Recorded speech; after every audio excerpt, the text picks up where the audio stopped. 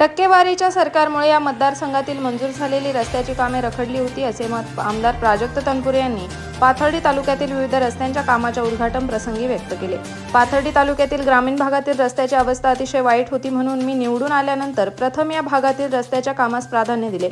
अनेक वाड्या वस्त्यावरील कामे पूर्ण केली, परंतु आघाडीचे सरकार जाताच या टक्केवारीच्या सरकारच्या आपल्या मंजूर असलेल्या रस्त्याच्या कामांना स्थगिती दिली होती।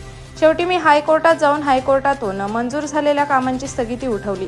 टक्केवारी घेण्यावरून 6 महिने मंजूर कामाची टेंडर निघत नसल्याचे सांगून आमदार तनपुरे यांनी शिंदे सरकारवर जोरदार टीका केली। या भागात पाण्याची गरज होती, म्हणून आपण वांबोरी चारीला सतत 4 वर्ष पाणी सोडले। यावर्षी वांबोरी चारीचे थकलेले लाईट बिल भरूनही वांबोरी चारीला पाणी अधिकाऱ्यांनी पाणी सोडले नाही। सत्ताधाऱ्यांचा त्यांच्यावर सतत दबाव होता, असेही शेवटी त्यांनी सांगितले। यावेळी कोल्हार घाट रस्त्याच्या कामाचे, कौडगाव ते जोहारवाडी रस्त्याच्या कामाचे तर खांडगाव येथील रस्ता डीपी आदी विविध विकास कामांचे आमदार तनपुरे यांच्या हस्ते उद्घाटन झाले।